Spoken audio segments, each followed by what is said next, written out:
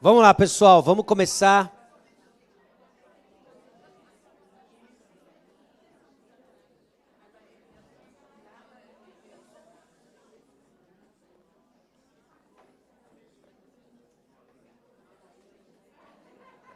Antes da gente iniciar efetivamente o nosso tempo aqui, deixa eu fazer uma propaganda rapidamente que pode ser útil para alguns de vocês, se assim for do seu desejo, tá bom?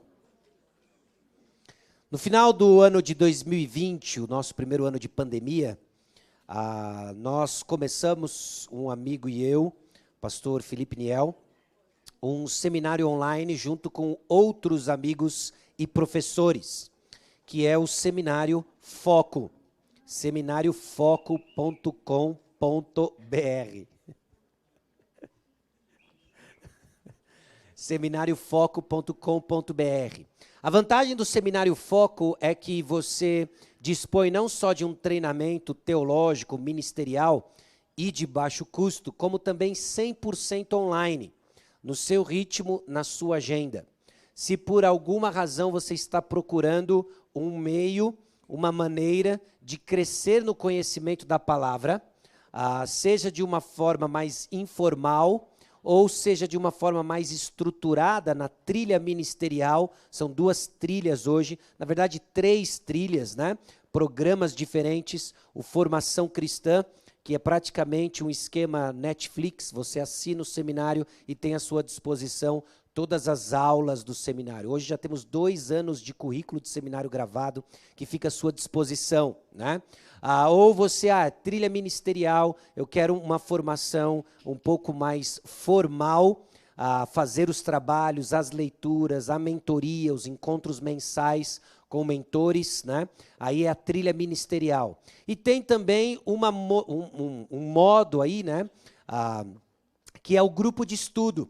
Você pode criar na sua igreja, de repente, um grupo de estudo singular, e você começa a fazer o seminário junto, aprendendo mais da palavra de Deus, e você também pode formar um núcleo de estudo usando o currículo do seminário. Então, considere, conheça, apoie a causa, divulgue.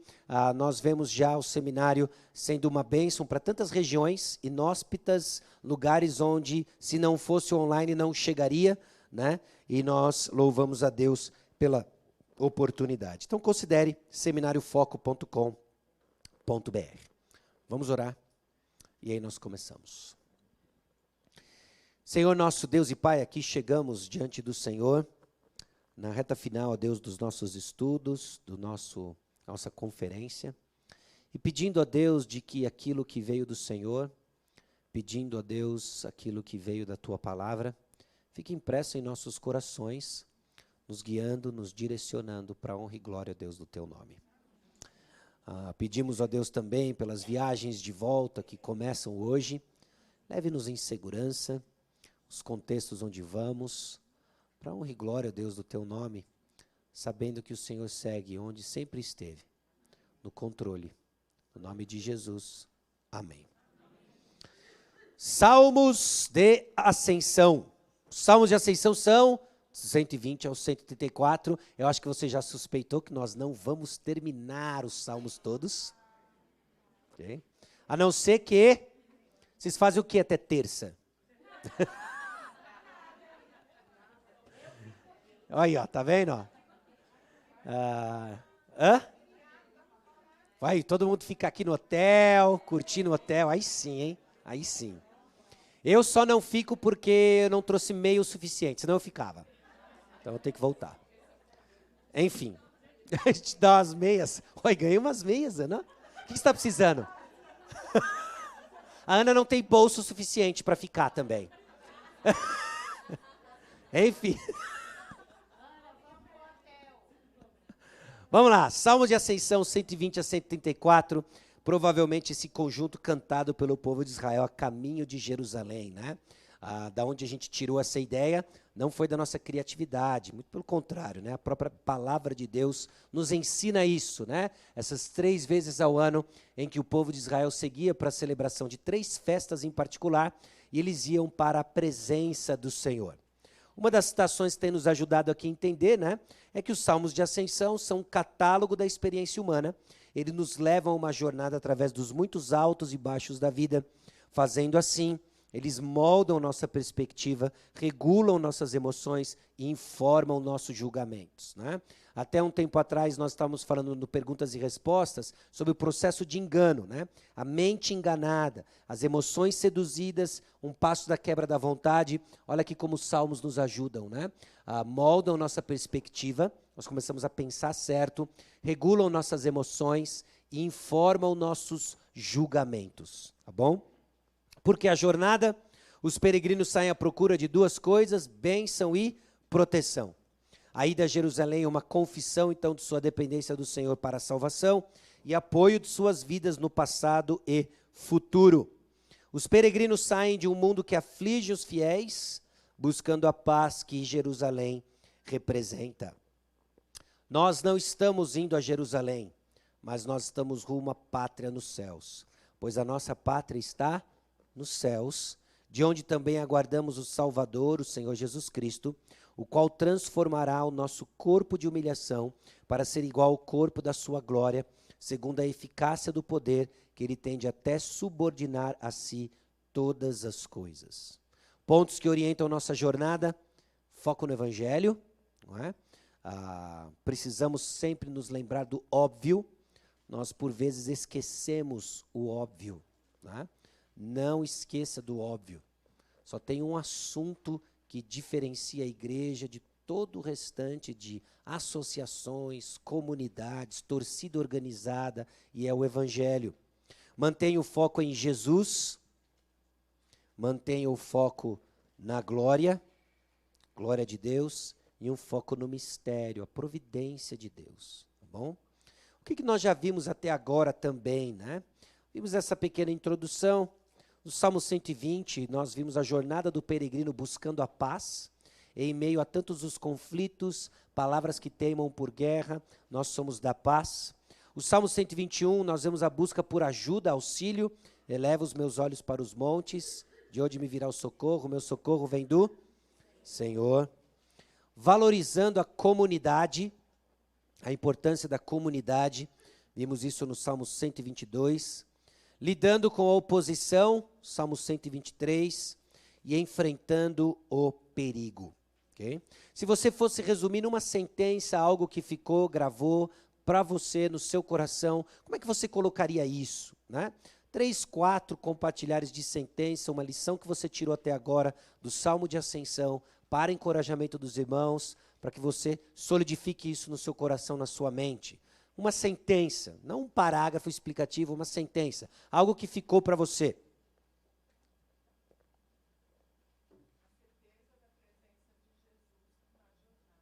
A certeza da presença de Jesus na jornada. Olha que precioso isso numa jornada singular. Jesus está conosco, comigo, tá bom? O que mais?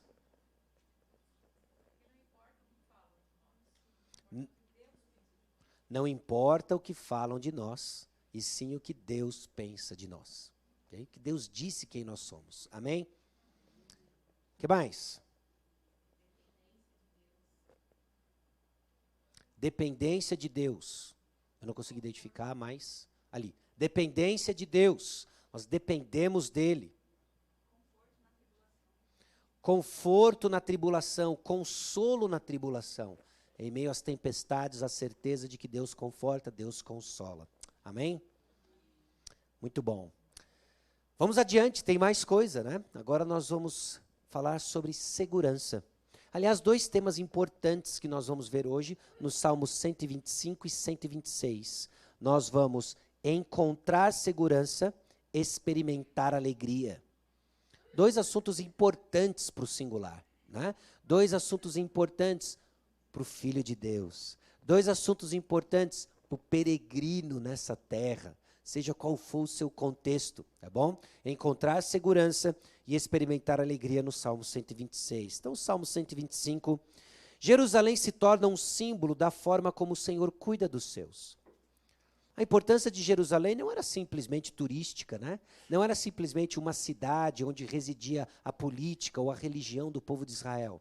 Jerusalém se torna o símbolo do cuidado do Senhor. O cuidado do Senhor para com os seus. A presença do Senhor é uma presença santa, exigente e que cuida. A presença do Senhor cuida. Jerusalém então se torna esse símbolo. O Salmo fala de uma confiança inabalável no Senhor. E aí, de novo, isso também cria perguntas, não é? Porque quando nós vemos no Salmo essa confiança inabalável, o que nós fazemos quando nossa fé está abalada? Não é? Cujo julgamento irá remover o poder do ímpio sobre o justo. E o Salmo lida com o agir do Senhor, com o justo e com o ímpio. Vamos ler o Salmo 125. Esse é um dos vários salmos, né, e suas expressões que tem a crença básica que nosso destino e bem-estar dependem do reino do Senhor. Os que confiam no Senhor são como o monte de Sião, que não se abalam, firme para sempre. Como em redor de Jerusalém estão os montes, assim o Senhor em derredor do seu povo, desde agora e para sempre. O cetro dos ímpios não permanecerá sobre a sorte dos justos, para que o justo não estenda a mão à iniquidade. Faze o bem, Senhor, aos bons e aos retos de coração. Quanto aos que se desviem para sendas tortuosas, levá-los ao Senhor juntamente com os malfeitores. Paz sobre Israel. Aqueles que confiam no Senhor são o povo do Senhor, justo, bom, na certeza de que o auxílio divino ele é certo e suficiente. Os versículos 1 e 2 não é tanto sobre a sua fé triunfalista, mas a certeza de que o auxílio divino é certo e suficiente. Confiança no Senhor fortalece o povo de Deus. Aliás, confiança tem esse aspecto, quanto mais exercida, mais sólida ela fica.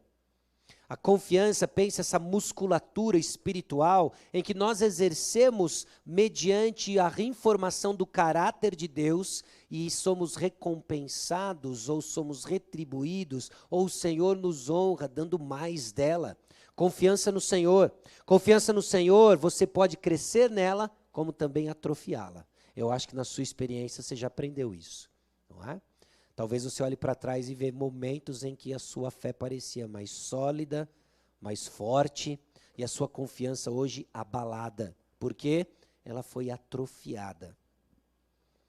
Confiança, então, no Senhor fortalece o seu povo. O Senhor é o grande guerreiro que estabelece paz para o seu povo. É Ele quem luta a nossa causa. É interessante que essa perspectiva nos ajuda a enxergar uma porção de verdades espirituais que estão nas Escrituras de Gênesis a Apocalipse. Quer ver um exemplo trivial e uma história muito conhecida e que, via de regra, a gente entende ela errado? É a história, o episódio de Davi e Golias. Não é? Lembra do episódio de Davi e Golias? Davi enfrenta Golias, e aí a gente olha para a coragem de Davi e pensa, eu preciso ser como Davi. Enfrentar os gigantes da minha vida. E eu vou pegar a pedra da perseverança, a pedra da confiança, a pedra da fé, a pedra do amor, e enfrentar os gigantes da oposição, dos sonhos não supridos ou cumpridos e satisfeitos. E aí a gente começa a viajar, porque a nossa tendência pecaminosa é sempre nos identificar com o herói da história. A gente vê Davi e fala assim, eu sou Davi. Eu sou Davideia, né? No caso das irmãs, né? Davideia. Qual que é o feminino de Davi, né? Não tem, né? Davisa. Davi. Davideia. Enfim, não é? E a gente se identifica com o herói da história. Mas deixa eu dizer uma coisa para você. Nós, se conseguimos nos identificar com alguém ali, não é com Davi. Não é? É com o povo. Medroso, assustado e incapaz de cumprir a lei. Que dizia o seguinte, quando alguém blasfema contra o Senhor, precisa ser apedrejado. É isso que a lei dizia. Mesmo se for de alguém de fora. Então a gente tem Saul tremendo na base, nós temos o povo assustado e amedrontado, e aí nós temos Davi que aponta para o nosso verdadeiro rei guerreiro, Jesus Cristo, que faz o que nós não conseguimos fazer, ele cumpre a lei, mata quem tem que matar, os inimigos, né? Golias, inclusive, é pintado ali na sua armadura quase como uma serpente, né? Já fazendo uma alusão da batalha real que existe desde Gênesis a Apocalipse. E Jesus triunfa. Né? Davi aponta para o nosso guerreiro que traz paz. Porque eu e você somos assustados, amedrontados com os desafios do dia a dia. E o Salmo 125 nos lembra do verdadeiro guerreiro, daquele que vence as batalhas, daquele que traz de fato segurança.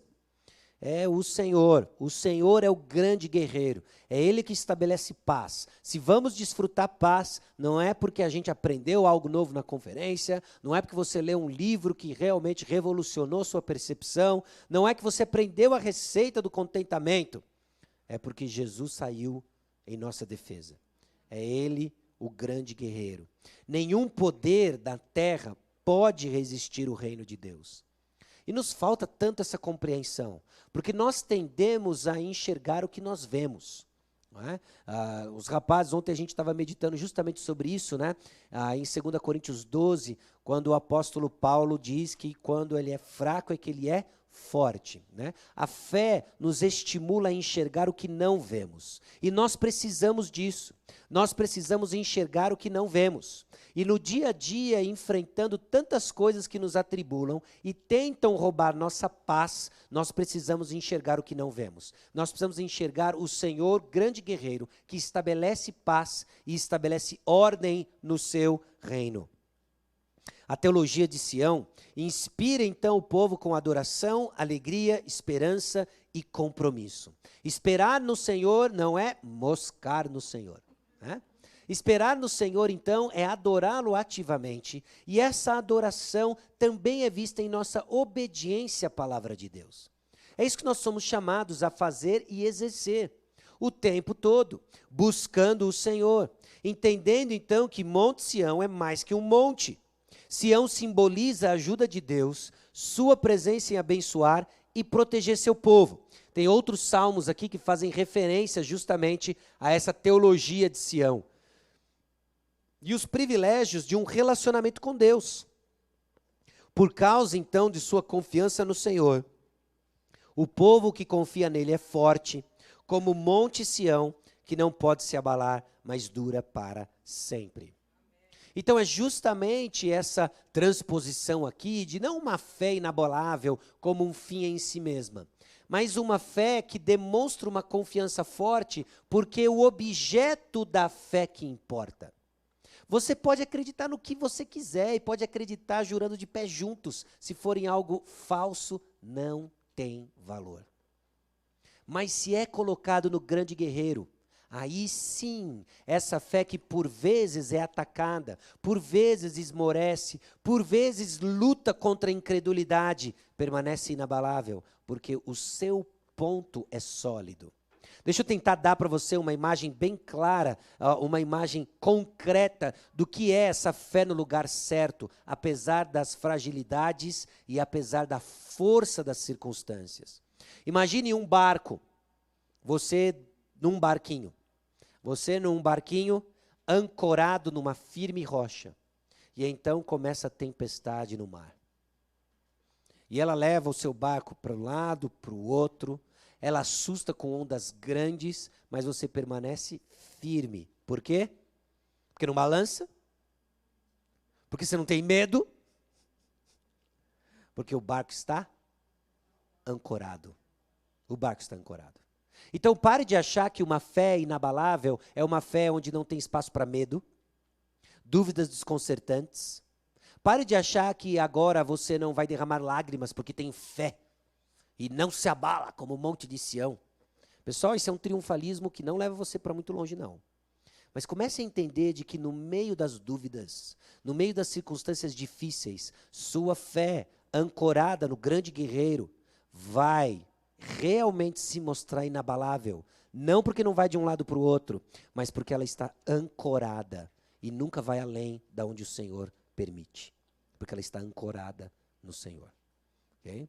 Então, esses privilégios aqui, né, nós vemos que é justamente por causa da presença do Senhor. O salmista, então, a partir do versículo 3, descreve as razões para perseverar nos caminhos de Deus. Ele menciona o cetro dos ímpios. Cetro é um símbolo de governo pagão que não pode coexistir com a presença protetora de Deus. O cetro dos ímpios não permanecerá. Por quê? Porque onde existe a presença protetora de Deus, o cetro não tem jurisdição. Ele não tem jurisdição. Você já parou para pensar que não importa o que aconteça, nada foge do controle de Deus e nada foge do domínio do Senhor, de que criou os céus e a terra e tem o governo do mundo na palma das suas mãos. Então o cetro dos ímpios não vai prevalecer. A esperança de Israel, então, não era a mudança de circunstâncias, mas era o Senhor. É nele. O tempo todo é o Senhor. São os olhos fixos no Senhor, no aguardo do que Ele vai fazer. Apesar, então, dos tempos difíceis, o povo sabia que o Senhor havia prometido não deixar o ímpio prevalecer sobre o justo. E aqui entra aquilo que eu e você sabemos, o final da história. O que nós não sabemos é o desenrolar do que leva até o fim da história. Nós sabemos o final da história e quem vence? Okay? Alguns sabem o final da história. E esses alguns disseram que é quem? Jesus. Agora todo mundo sabe o final da história. Quem vence? Jesus. Olha! Forte, gostei. Acabou, né, pessoal? Jesus vence. Mas até lá, nós não sabemos o rumo que a coisa vai tomar. Mas a certeza do fim nos ajuda. Nos ajuda a tranquilizar os ânimos. Jesus vence no final. É como assistir um filme onde você sabe o spoiler, não é? Às vezes tem gente que não gosta de spoiler, eu às vezes até gosto de spoiler.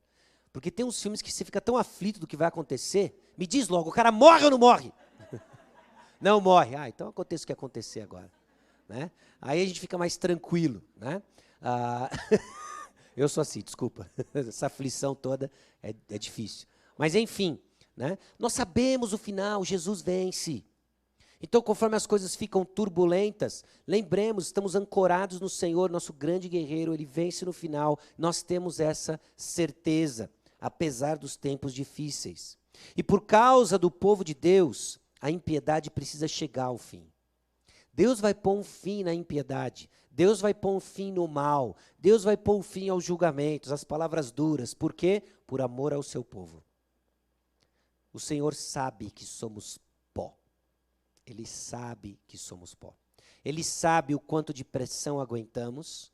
Ele sabe e conhece nossa fragilidade. Não só se identifica com ela, mas Ele administra todas essas coisas e Ele não vai nos quebrar ao ponto de não haver retorno. Ele administra isso. Mas é justamente esse processo e essa pressão que nós sabemos que não vai ser ao ponto de arrebentar, que Ele também está forjando em nós algo precioso e valioso, o caráter de Cristo Jesus. Então as razões para perseverarmos é que o Senhor sabe, okay, o quanto nós aguentamos. Por causa do povo de Deus, a impiedade precisa chegar ao fim. A esperança de Israel era o Senhor. E a certeza de que o cetro, esse símbolo de governo pagão, não pode coexistir com a presença protetora de Deus. E aí nos versículos 4 e 5, nós vemos que o salmista migra agora para uma oração pela ajuda do Senhor. E é interessante de que às vezes nós achamos de que a certeza da proteção divina exclui oração.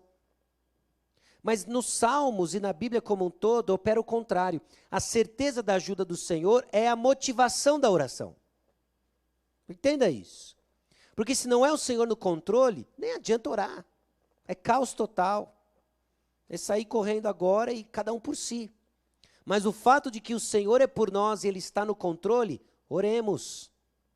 Confiantes da proteção divina, o povo ora por ajuda. Ora por ajuda, e aqui existe uma combinação abençoadora. Confiança e urgência em oração. Confiança e urgência na oração. Então, confiar na soberania de Deus exclui oração? Não. É a razão da oração.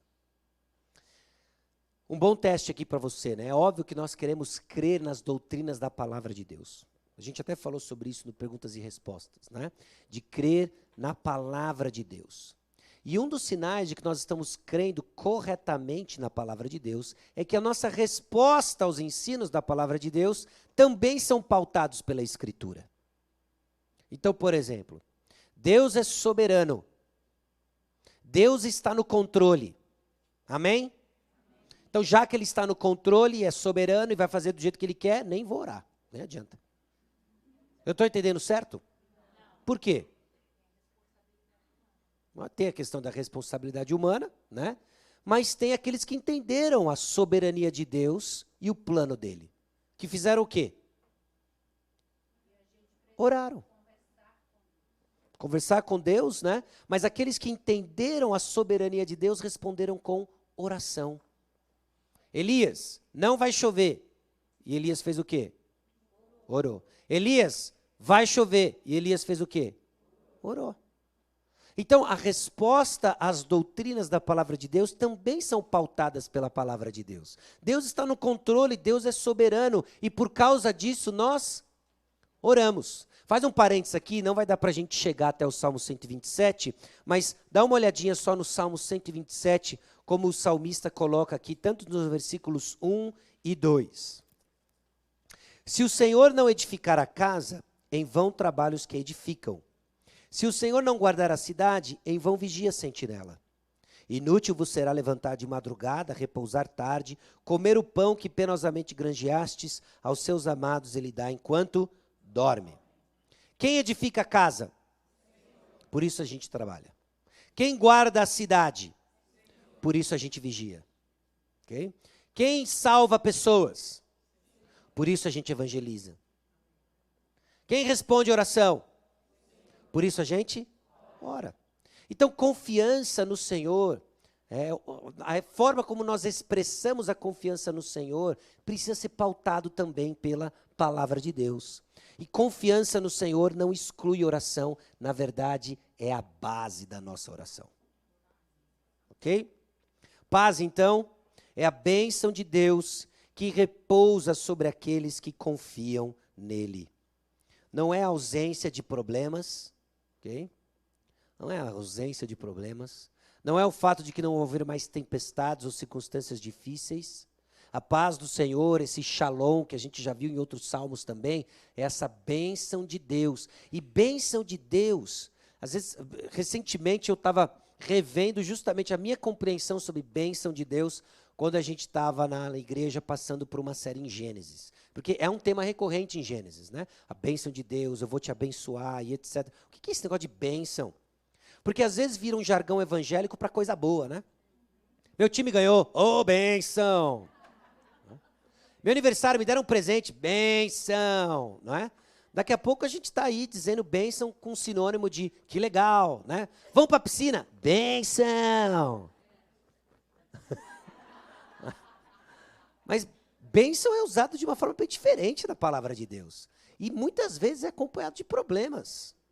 Né? A gente acabou de ler aqui o Salmo 127. O Salmo 127, na sequência, diz que os filhos são herança do Senhor, são bênção. Tem pais, tem mães aqui. Amém, amém? Filhos são bênçãos. Diz aí, vem com problema ou não? Olha só, mais convicção ainda. Vem com problema, vem com problema. A igreja é bênção, não é bênção? Você já entendeu, né? Tem problema lá? Tem, não é? Oi? Olha, a irmã já está indo mais agressiva aqui, né? Pode ter maldição também. Enfim, né? Ter bênção é atrelada com dificuldades. A gente acha que bênção enfim, né? É um negócio assim que vem só para trazer alegria e trazer a minha vida sem problemas. Não é assim, né? Agora, o aspecto positivo, a bênção ela é dada por Deus no suprimento do cumprimento dos propósitos de Deus. Ok? Então, a paz que nós desfrutamos é de saber de que tudo que o Senhor nos deu, atrelado com problemas ou não, foi dado por Ele no cumprimento dos planos dEle. E isso desfruta aqueles que confiam no Senhor. E aí você vai começar a enxergar que até mesmo as suas dificuldades têm o seu caráter de bênção do Senhor, porque estão trabalhando para os propósitos do Senhor. Coisas que você aprendeu do Senhor no meio de dificuldades. O Senhor me abençoou. Olha que coisa doida que a gente está dizendo. O Senhor me abençoou como? Nossa, parece uns problemas lá em casa. E não é isso, porque eles vêm e lapidam a gente para produzir o plano dele. Mas isso é para aqueles que confiam no Senhor. Porque quando começamos a nutrir no coração uma desconfiança do caráter de Deus, não é possível que ele me ama. Porque se ele me amasse, ele não fazia isso. Ele não faria isso. Não é? Eu contei isso para os homens ontem, e deixa eu contar agora para o nosso público geral. E acho que eu devo ter contado isso ano passado, mas faz tanto tempo, conto de novo agora. Fica gravado, você rever, tá certo? Mas enfim, uma história hipotética baseada em fatos reais, tá certo? A história não aconteceu, mas ela totalmente seria possível de ter acontecido e envolve a minha filha, tá bom? Uma filha hoje de 7 anos, com uma personalidade única e diferente de tudo que a gente vê na família, né? A gente olha para ela e fala assim, da onde veio isso, né? Às vezes a gente tem conversa sobre culpa, o gene é de quem, é teu, é meu, fica aquele empurra, né? Não, isso é coisa tua, isso é coisa... Não sei o que é. Ela é meio doida, um negócio meio louco assim, né? E muito especial também. Então a história fictícia baseada em fatos reais. Estamos na cozinha e no fogão, tem aquela chama azul, né? Você já ficou olhando aquela chama azul? Às vezes eu fico olhando aquilo, aquela labareda, né? Aquela bailarina azul, assim, né? Negócio meio doido, né? E aí vamos supor que a minha filha levanta o dedo e corre em direção ao fogo. Okay? História fictícia, baseada em fatos reais. Né? Ela corre em direção ao fogo e eu olho para ela e digo assim, vai minha filha, descubra o mundo e a criação do Senhor. Seja feliz, corra, satisfaça os desejos do seu coração, escute o seu coração, corra para o fogo. Bom pai ou mau pai? Péssimo, já que eu tenho que colocar péssimo. Péssimo pai, não é? Eu vou olhar minha filha em direção ao fogo e vou fazer o quê? Vou correr, segurá-la, certo? Quando eu seguro a minha filha, ela cai em si. Olha assim, fala, bem-aventurado sou eu as crianças dentro do maternal, cujo pai protege e sabe mais. Louvado seja o Senhor pelo pai que ele me deu. Falso ou verdadeiro? Falso, né? Ela vai dizer, viagem. Ela vai dizer, para pai, né? Vai dizer coisas horríveis do tipo, eu quero a mamãe. Chama a vovó, né? Eu quero ir morar com a vovó, não é? E ela vai continuar esperneando. Aí eu vou falar para ela o seguinte, então tá bom, se é o que você quer, vá. Bom pai ou mau pai? Péssimo pai. Eu vou continuar segurando ela. Por quê? Eu sei coisas que ela não sabe. O fogo dói, né? O fogo queima. O fogo pode estragar o dedo dela de uma forma debilitante para o resto da vida. Eu sei disso, ela não. E não importa o que ela diga para mim, o quanto ela esperneia ou faça birra, ela não vai pôr a mão no fogo diante do meu cuidado, do meu olhar. Não é? Então, e o Senhor é assim. Ele sabe mais. E Ele nos abençoa muitas vezes nos segurando e não dando aquilo que nós queremos, porque Ele sabe mais. Ele vê além. O cuidado do Senhor, a bênção do Senhor é assim.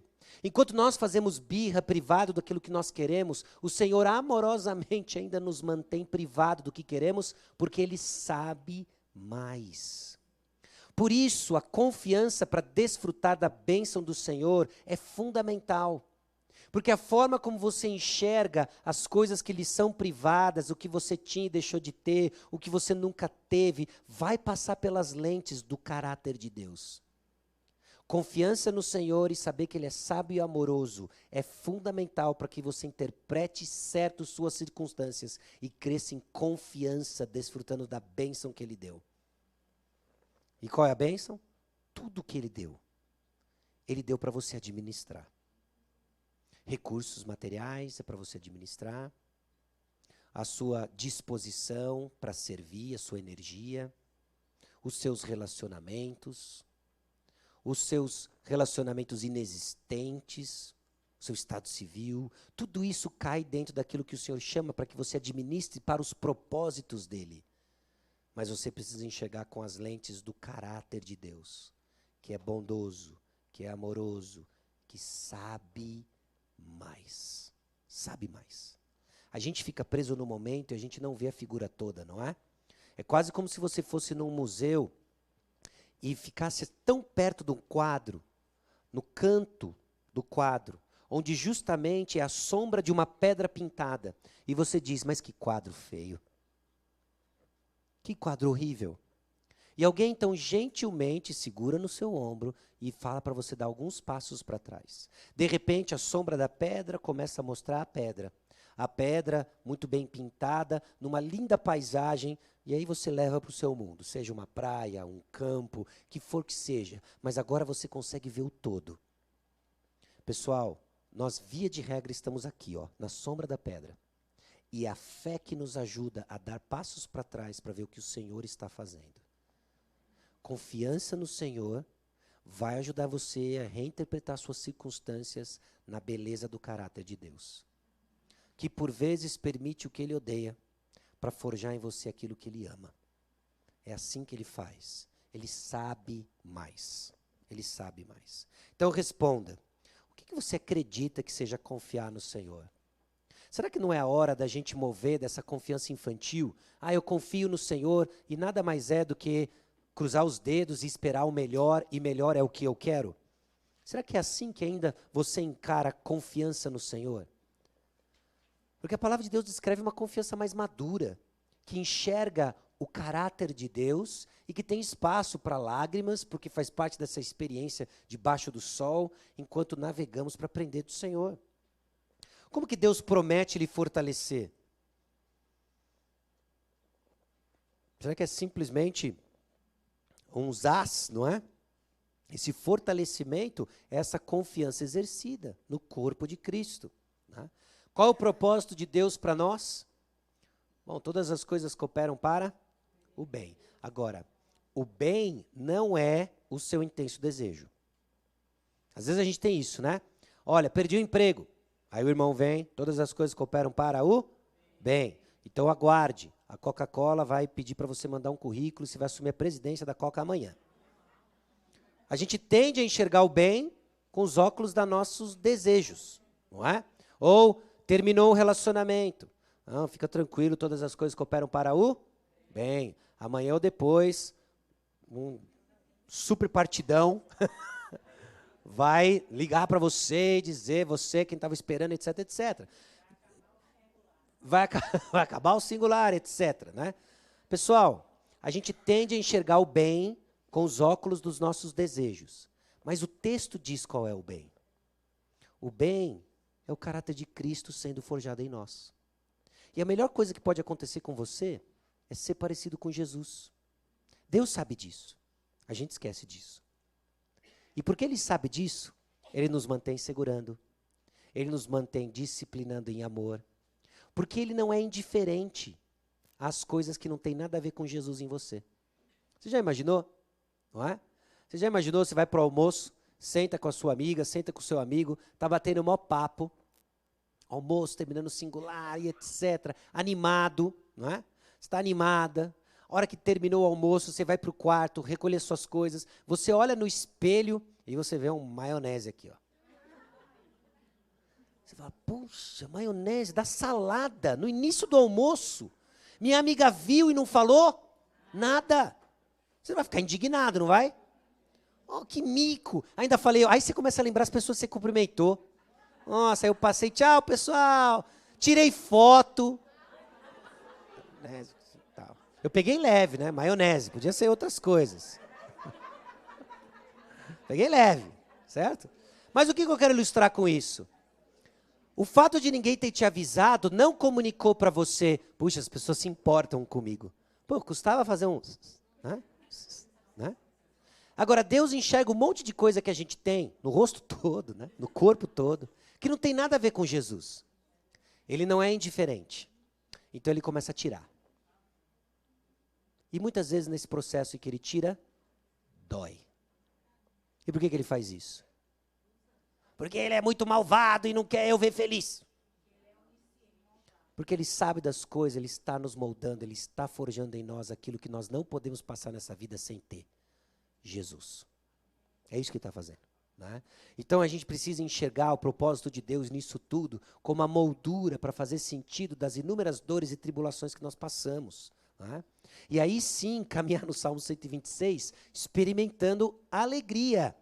O Salmo 126 vai nos desafiar a experimentar alegria.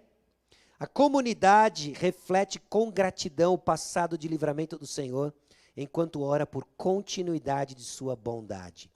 O Salmo 126 traz a voz do peregrino a Jerusalém, lembrando a restauração de Sião e buscando a renovação do povo do Senhor.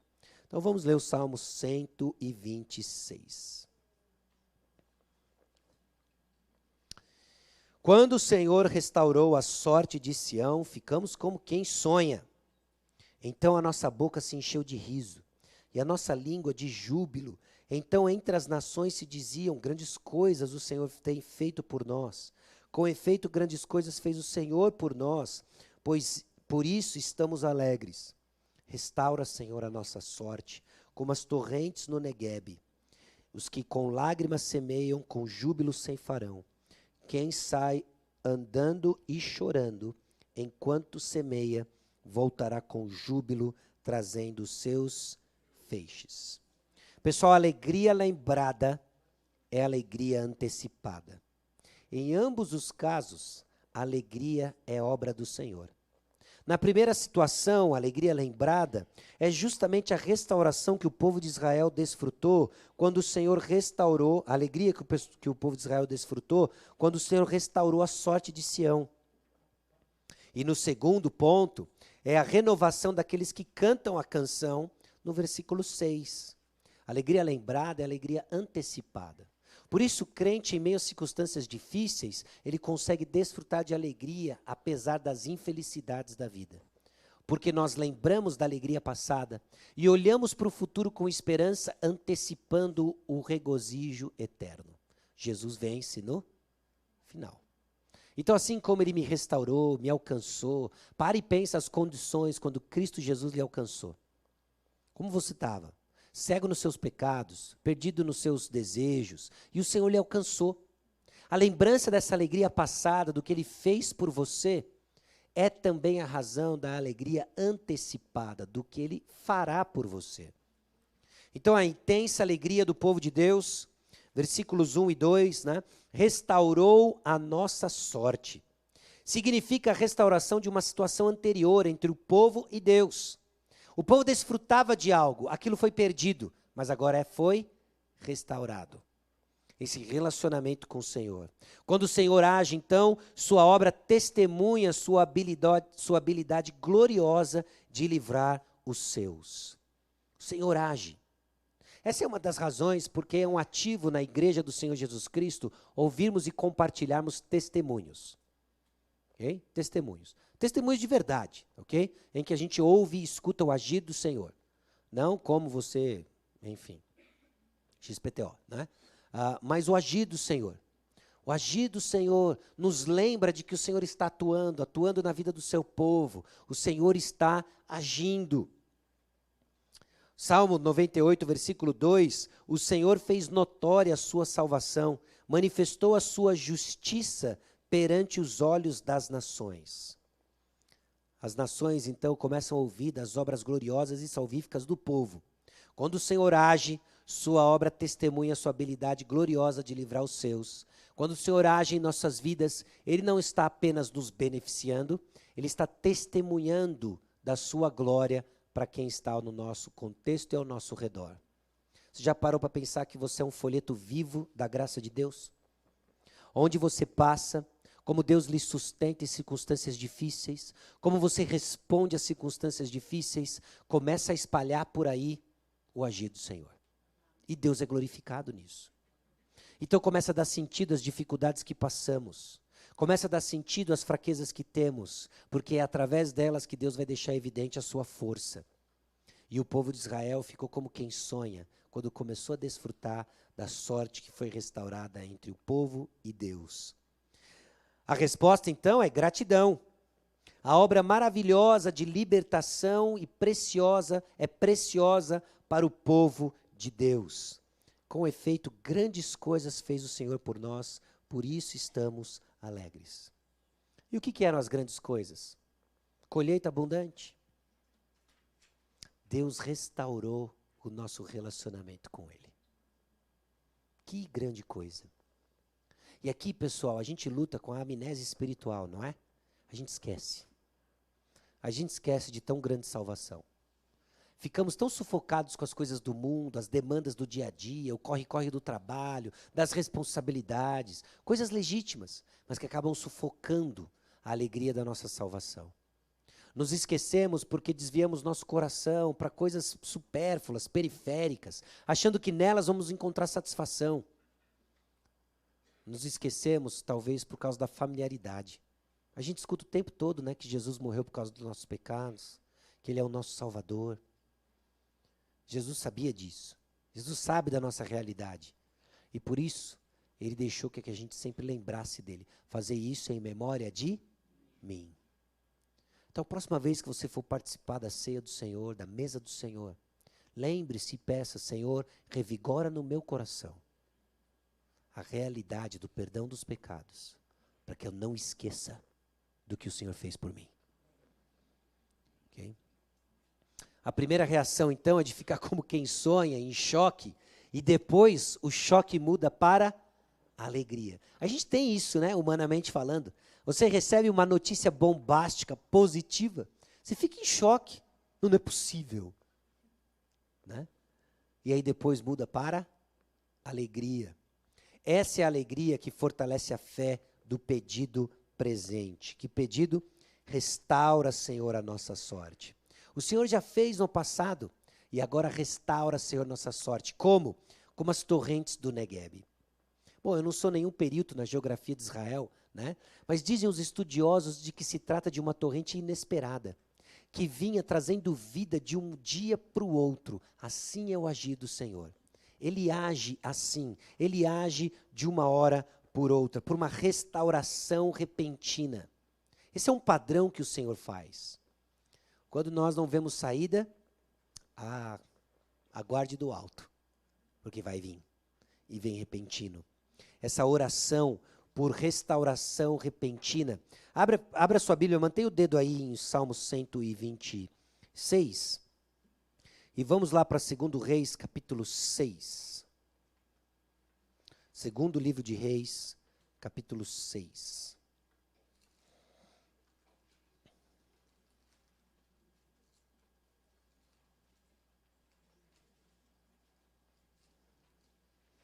(24 a 30). Depois disto, ajuntou a Ben-Hadad, rei da Síria, todo o seu exército, subiu e sitiou a Samaria. Houve grande fome em Samaria. Eis que a sitiaram, a ponto de se vender a cabeça de um jumento por 8 siclos de prata, e um pouco de esterco de pombas por 5 siclos de prata. Eu não sei com relação a você, mas às vezes a dificuldade que eu tenho na leitura bíblica é de estimular minha imaginação para entender o que está acontecendo, né? Então, por exemplo, houve grande fome em Samaria. Não é a fome que você está sentindo agora, porque já faz tempo que você tomou café e daqui a pouco você vai no buffet ali do hotel. Não é essa fome, não. É a fome do tipo, estavam vendendo uma cabeça de jumento por 80 siclos de prata, para pendurar como artigo de decoração na sala, é isso? Para virar o quê? Sopa. Estavam vendendo um bocadinho de esterco de pomba para adubar o jardim das orquídeas do palácio, é isso? Para quê? Bolinho de esterco para comer. Estavam vendendo isso por dinheiro, prata. Essa era a fome que tinha. Mas fica pior, olha só o nível da fome. Passando o rei de Israel pelo muro, gritou-lhe uma mulher: acode-me, ó rei, meu senhor. Ele lhe disse: se o Senhor te não acode, de onde te acudirei eu? Da eira ou do lagar? Perguntou-lhe o rei: o que tens? Respondeu ela: essa mulher me disse: dá teu filho, para que hoje comamos, e amanhã comeremos o meu. Cozemos, pois, o meu filho e o comemos. Mas dizendo eu ao outro dia, dá o teu filho para que o comamos, ela o escondeu. Tendo o rei ouvido as palavras da mulher, rasgou suas vestes, quando passava pelo muro. O povo olhou e viu que trazia pano de saco por dentro, sobre a pele. O pessoal estava com muita fome, ao ponto de perder o juízo, perder o senso, e no desespero, cozinharam um menino para comer. Essa é a fome que tem.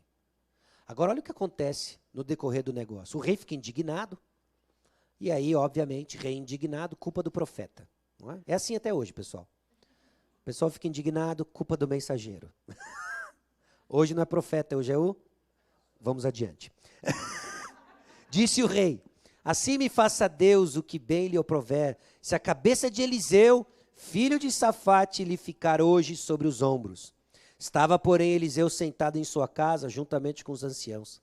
Enviou o rei um homem de diante de si, mas antes que o mensageiro chegasse a Eliseu, disse este aos anciãos, vedes como o filho do homicida mandou tirar minha cabeça? Olhai quando vier o mensageiro, fechai-lhe a porta, empurrai com ela, porventura não vem após ele o ruído dos pés de seu ventre, não é? E assim por diante. Versículo 1 do capítulo 7. Então disse Eliseu, ouvi a palavra do Senhor. Assim diz o Senhor, amanhã não é amanhã escatológico, amanhã, depois de amanhã, 24 horas. Assim, a estas horas, mais ou menos, dar-se-á um alqueire de flor de farinha por um ciclo e 2 de cevada por um ciclo à porta de Samaria. Hoje estão cozinhando criança para comer. Amanhã você está dizendo que por um preço ainda menor vai se comprar comida? Qual a reação do capitão? Porém o capitão, a cujo braço o rei se apoiava, respondeu ao homem de Deus, ainda que o Senhor fizesse janelas do céu, poderia suceder isso? Disse o profeta, eis que tu verás com os teus olhos, porém disso não comerás. Então o capitão, todo incrédulo, o quê? Nem que Deus abra a porta do céu para chover cevada e farinha, isso acontece. E a resposta do profeta, vai acontecer e você não vai desfrutar. Bom, o que acontece no dia seguinte? Um grupo de leprosos do povo de Israel, falou assim, olha, a gente vai morrer ou de lepra, ou de fome, ou pelos sírios. Vamos fazer o seguinte, vamos caminhar, esse negócio de fome dói, vamos caminhar em direção ao acampamento, e se eles tiverem misericórdia da gente, a gente ainda come. Pega um lanchinho, uma migalha, melhor do que a cabeça de jumento e esterco, né? Então vamos. E eles foram. Quando eles chegam perto do acampamento, o que eles encontram? O acampamento vazio. Por que vazio? Porque Deus agiu. Deus mandou um barulho lá, que todo mundo ficou morrendo de medo. Israel contratou os egípcios, vai vir aqui, vai fazer mó... Vão fugir. E eles fugiram, fugido mesmo. Não deu tempo de fazer malinha. Foi com a roupa do corpo e saiu todo mundo correndo. Os leprosos veem aquilo, eles começam a comer daqueles negócios e aí bate um peso na consciência, né? Ó, a gente está aqui comendo do bem, vamos avisar o pessoal. Avisa o pessoal. Avisa o pessoal e aí o rei fala assim, ó, vamos fazer o seguinte, vamos mandar um pessoal para verificar se é isso mesmo, verifica e tal, e aí é isso mesmo, pessoal, vamos comer. Capitão, fica na porta. O capitão fica na porta. Mas você imagina, o pessoal comia, quando tinha, cabeça de jumento, esterco de pomba, filho um do outro. Vocês acham que eles saíram em fila indiana? Não é? Cada um espera a sua vez, o rei distribuiu senhas, não é? Foi isso? A hora que falaram, tem comida, o que aconteceu? O que vai acontecer daqui a pouco aqui, certo? Nós vamos sair atropelando, não é? E saíram atropelando, e atropelaram quem? O capitão. Sabe por quê? Porque Deus agiu. Deus agiu. Ah, não vou abrir, fica tranquilo, capitão, não vou abrir porta do céu. Se precisar, eu abro, mas não é isso que eu vou fazer dessa vez. Eu vou fazer uma confusão lá no deserto. Não é? Deus restaura a nossa sorte, faz como Ele quer, na hora que Ele quer. A grande questão é se Ele vai encontrar a gente confiando. Essa é a questão. É isso que nos cabe. Então, Isaías 51:3, porque o Senhor tem piedade de Sião, terá piedade de todos os lugares assolados dela, e fará o seu deserto como o Éden, e a sua solidão como o jardim do Senhor. Regozijo e alegria se acharão nela, ações de graça e som de música. O salmista então parte para a certeza de uma oração respondida. Não era simplesmente sentar e esperar, só ia moscar, né?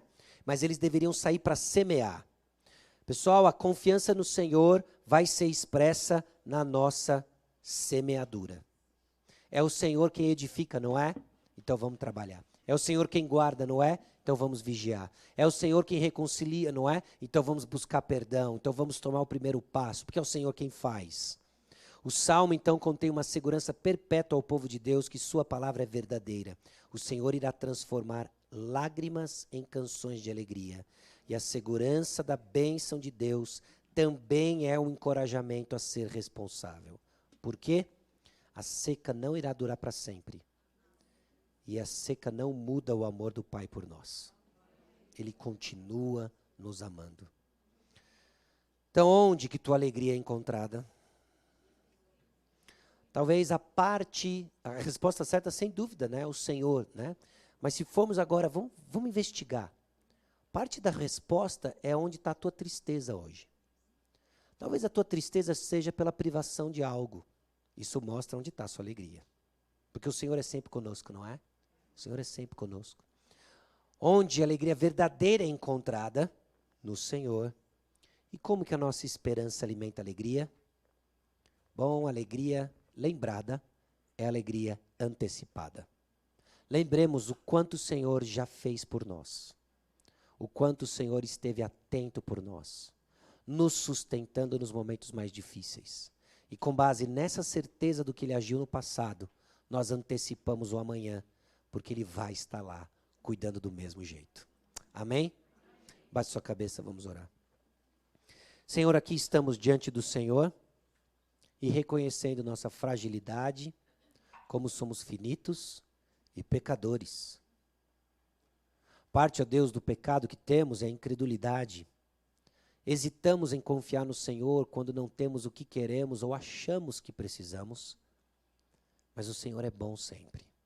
O Senhor sabe mais, enxerga além e tem, ó Deus, o universo nas tuas mãos. Então queremos confiar e expressar nossa confiança em semear. Semear o bem, servir, amar. Porque isso demonstra, ó Deus, uma confiança prática no teu agir. Não nos deixe, ó Deus, presos em nossos pensamentos errados, pecaminosos, de que somos poucos, pequenos demais. O ponto não é a nossa força, mas o teu agir. E assim, ó Deus, seremos usados para abençoar e sermos, ó Deus, abençoados no processo, cumprindo os teus propósitos. No nome de Jesus, amém.